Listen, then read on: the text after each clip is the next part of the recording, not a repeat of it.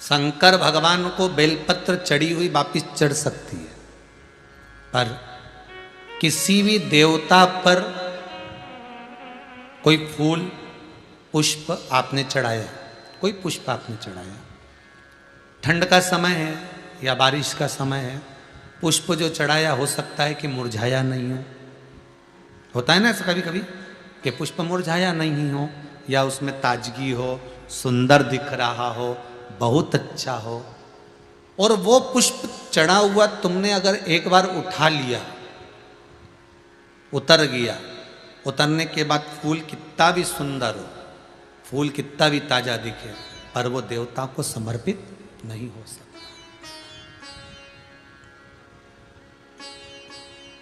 भले उसमें सुंदरता है। ठंड के दिनों में कई फूल ऐसे भी रहते हैं, भगवान के सामने आपने एक बार चढ़ा दिया, चढ़ाने के बाद वो रखे रहते हैं तो ऐसा लगता है कि बिल्कुल ताजे से दिख रहा है। तो कई माताओं की आदत रहती है उन्हीं फूल से वापिस श्रृंगार कर देती है, या उन पुष्प की रंगोली बनाकर भगवान के सामने डाल देती है, पर वो गलत है, वो गलत है। जिस दिए में बाती लगी हुई है, बाती पूरी जल चुकी है, उसकी राख या उसका काला थोड़ा सा भाग दिए के अंदर रखा है और आपने दूसरी बाती रखकर उसको जला दिया, तो वो जलाया गया जो भाग है लक्ष्मी को छीर्ण कर देता है। 15 दिन तक व्यापार ठीक नहीं चल सकता। एक बार प्रैक्टिकल करके देखना। दिए के अंदर अगर कोई बाती जल गई, जलने के बाद ठंडी हो गई, ठंडी होकर उसमें राख पड़ी हुई है, या उसके अंदर कोई काला सा आप गोल बत्ती लगाते तो काला का एक भाग काला काला सा जला हुआ उसके अंदर रह जाता है। कई लोगों की आदत रहती है कि अब शाम का टाइम तो है, उसको कौन हटाए, उसी में अपन दूसरी बत्ती रख दो, जला दो, उसी में रखकर दूसरी बत्ती जला दो। भाग उसी में पड़ा हुआ है पुराना, और आपने दूसरी बत्ती अगर रखकर जला दी है, व्यापार होगा, व्यवसाय होगा, या फिर घर में रखा हुआ धन होगा, 15 दिन के लिए वो छिन्न होगा, वो जाएगा। पैसा टिकने वाला नहीं 15 दिन तक, चाहे कुछ भी कर लो, ठीक नहीं चल सकता व्यापार। तुम कितना भी दम लगा लो। कई लोग कहते भी होंगे कि हमारी दुकान तो 8 दिन तो अच्छी चलती, 8 दिन के बाद नए क्या हो जाता है, 15 दिन अच्छी चलती, 15 दिन के बाद नए जाने क्या हो जाता है। तो उसमें गलती ढूंढो कि हम गलती क्या कर रहे हैं। नहीं तो व्यापार तो अच्छा चल रहा है, ग्राहक भी आ रहे हैं, सब कुछ होता है। जब 15 दिन ग्राहक आते हैं तो 15 दिन क्यों नहीं आते, 8 दिन ग्राहक आते हैं तो 8 दिन क्यों नहीं आते। उसके पीछे तुम्हारा कोई कारण होगा। फिर अपनी गलती को ढूंढो कि हमारी गलती क्या हो रही।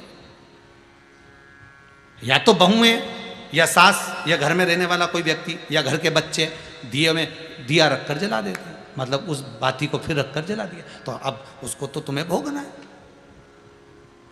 अब उनको नहीं मालूम कि गलती क्या हो रही, गलती अपन कर रहे हैं। कितना सुंदर संवाद है वहां, बहुत ध्यान दीजिएगा जरा। अग्नि पुराण, स्कंद पुराण, दोनों पुराण में स्मरण करिएगा। कार्तिक खंड स्कंद पुराण का पढ़िए और अग्नि पुराण का भाग पढ़िए। बेलपत्री का पेड़ हो, पीपल का पेड़ हो, बड़ का वृक्ष हो, चाहे आंवले का वृक्ष हो, चाहे घर मंदिर से बाहर जाकर, अर्थात घर से बाहर जाकर, मंदिर से बाहर जाकर खुले में अगर आप कोई दिया जला रहे हो, दीप प्रकट कर रहे हो, तो उसमें इतना घी, इतना तेल मत डालकर जलाना कि दिया ठंडा हो जाए और तेल और घी उसमें पड़ा की पड़ा रह जाए। ध्यान दीजिएगा महाराज।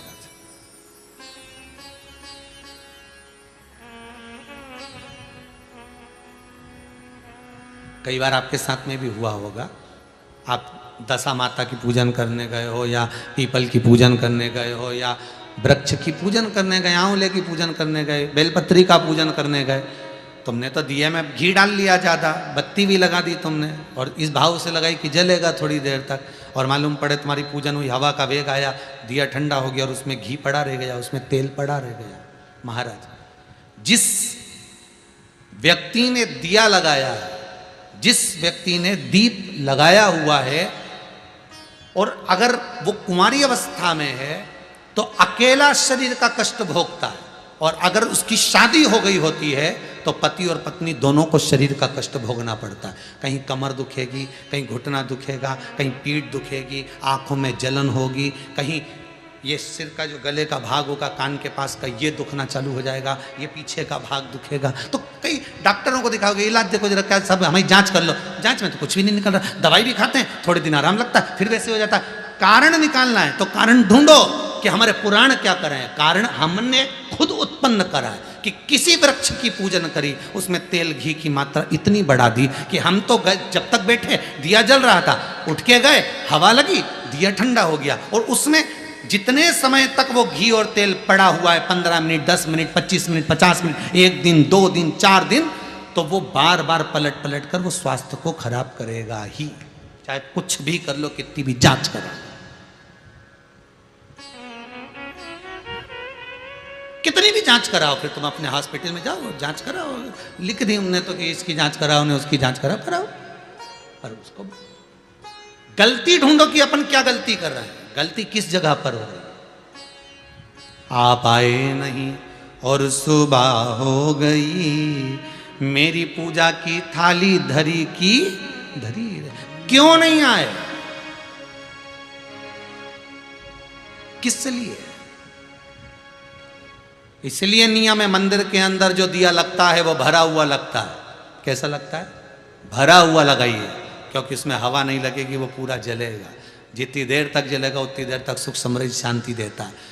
बाहर जो दिया लगाया जाता है, बत्ती को केवल भिंगो कर रखिए, या आप जितनी देर परिक्रमा कर रहे हैं, पूजन कर रहे हैं, उतनी देर घी की कटोरी साथ लेकर जाओ, उतना सा घी डाल दो जितनी जरूरत पड़े। पर तुम तो इतने समझदार कि पहले से घर में से दिया भर के चलो, तुम तो इतने समझदार कि घर से दिया भर के चलो, कटोरी में कौन ले जाए, सास के काय को ले जा रही है, कटोरी में भर के रहने दे, दिया भर ले एक बार का, लगा देंगे, लग देंगे, चलेगा जब तक चलेगा, अपन आ भी जाएंगे तो चलते रहेगा। जलते क्या रहेगा, हवा का वेग आएगा, बुझा देगा, ठंडा कर देगा, ठंडा कराओ, घी पड़ा रहेगा, तुम्हें कष्ट प्रदान करेगा, तुम्हें रोग प्रदान करेगा, दुख।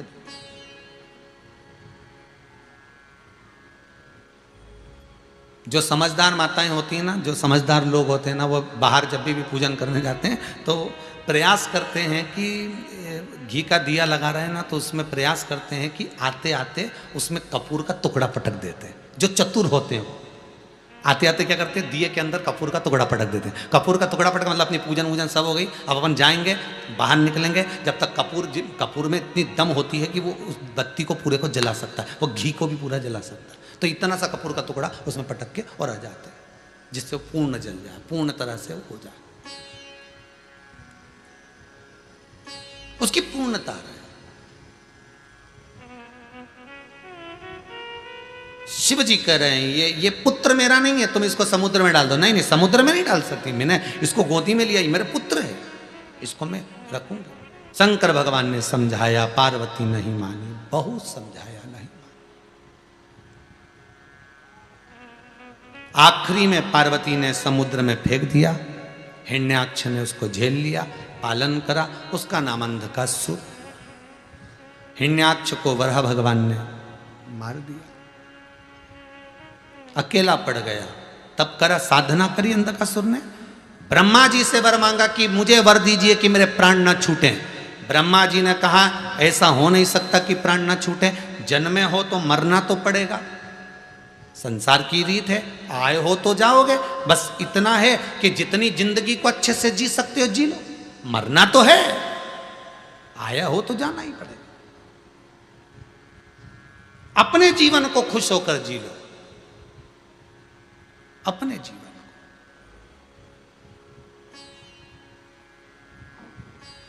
और जब अपने जीवन को अपन खुश होकर जी, तो अंधकासुर ने ब्रह्मदेव से कहा मैं मरूं ना, ऐसा वर दे दो। नहीं, मरना तो पड़ेगा। तो ब्रह्मा जी से वर मांगा। अंधकासुर को मालूम था मेरे पिताजी ने कहा है ना तेरी कोई माता है ना कोई तेरा पिता है, पानी में बहकर आया था, मैंने पकड़ कर तेरा पालन किया। उसने कह दिया जिस दिन मैं अपनी माता को गलत दृष्टि से देखूं उसी दिन मरूं, उसी दिन मरूं। अब इसको क्या मालूम था, क्या मांग लिया।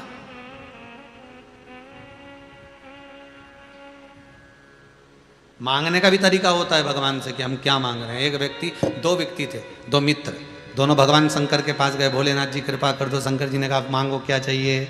एक बोला प्रभु ऐसी कृपा करना लोग मुझे दे दे दे दे दे दे, मैं किसी को कुछ ना दूं, ऐसी कृपा करना। दूसरा बोला मांग तुझे क्या चाहिए। शंकर जी से वो बोला प्रभु ऐसी कृपा करना कि मेरे हाथ से खूब दान पुण्य संकीर्तन पुण्य होता रहे, शिव महापुराण की कथा होती रहे, मैं खूब दोनों हाथों से लुटाता रहूं, कम ना हो, खूब लुटाऊं पर कम ना पड़े।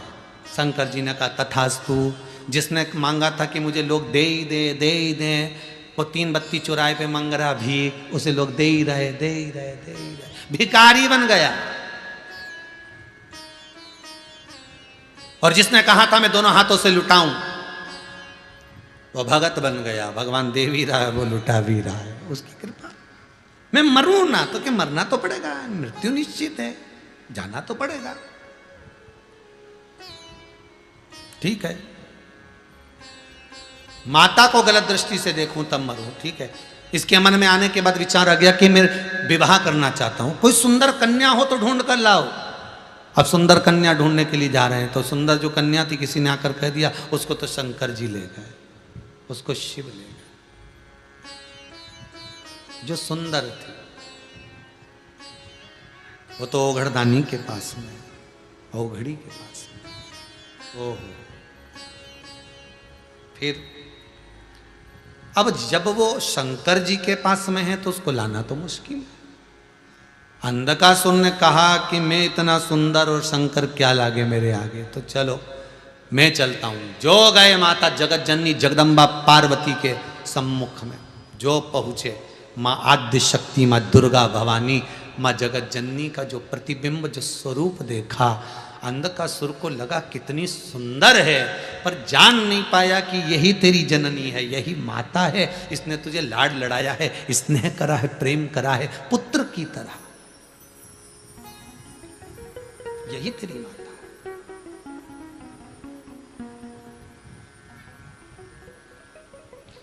यही तेरी माता। क्रोध, आवाज लगाकर बोला अरे ओ सुंदरी, मैं तुम्हें अपना बनाना चाहता हूं। माता को क्रोध आ गया पर कर कुछ नहीं सकती, रोती है मां। जब गुस्से में आती है तो रोती है, इससे ज्यादा कुछ नहीं, केवल रोती।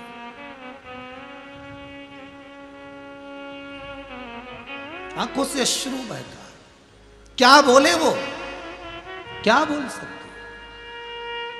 शंकर भगवान आए, बाबा ने तुरंत बाल भैरव को प्रकट कर कर अंधकासुर के प्राणों को हारा। बाल भैरव ने आकर प्राणों को हर लिया अंधकासुर। मां नहीं चाहती थी कि ये मरे, क्योंकि पुत्र जैसा रखा है, पर गलत विचार, गलत सोच, गलत दृष्टि जब आती है व्यक्ति के भीतर, जब व्यक्ति की चित्त वृत्ति में गलत चीज भरा जाती है तो उसका नष्ट होना निश्चित है। एक बात सही कही लोगों ने कि अपने हाथ से अपने पांव पर कुल्हाड़ी मारना, ये सत्य है। विनाश का जब समय आता है, विनाश काले विपरीत बुद्धि, आप कितना भी समझाओ उस व्यक्ति को समझना नहीं आता। वो हमेशा यही विचार में रहता है कि उसकी अभिमत्ता, उसका अहंकार, उसका काम, उसका लोभ, उसकी तृष्णा, उसकी आसक्ति, उसकी वासना उसको निभने नहीं देते, समाप्त कर देते, समाप्त कर देते। और अंधकासुर के साथ वही हुआ, चले गया, मां रोती बिलखती रही। हमारे भीतर भी ये विचार ना आए, बहुत बहुत ध्यान दीजिएगा। अहंकार, काम, लोभ, आसक्ति, तृष्णा, वासना, ये सब सम्मुख में ना आ जाए, इसका ध्यान रखिए। शिव की शरणागति ले लो। इसलिए शंकर की कथा बार बार कहती है तुम अपना कुछ दो, तो अपना क्या है, केवल अहंकार अपना है। अहंकार शंकर को दे दो, शंकर तुम्हें अपना बना लेगा, फिर उसको कुछ भी नहीं चाहिए, फिर वो शिव अपना बनाएगा। ऐसा मेरा कालों का काल महाकाल है। बड़े भाव से